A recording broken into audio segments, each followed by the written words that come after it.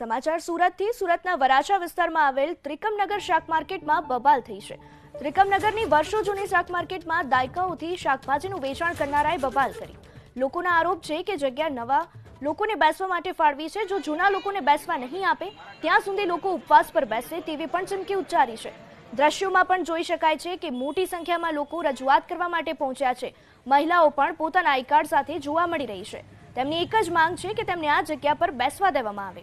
જો કે બાદમાં ઘટનાની જાણ થતાં પોલીસનો કાફલો ઘટનાસ્થળ પર પહોંચ્યો હતો।